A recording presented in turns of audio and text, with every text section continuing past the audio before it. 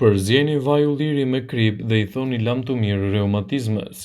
Ekziston një përzierje e thjeshtë e cila ndikon në lehtësimin e të gjitha dhimbjeve të osteoporozës dhe pas përdorimit të saj nuk do të keni dhimbje.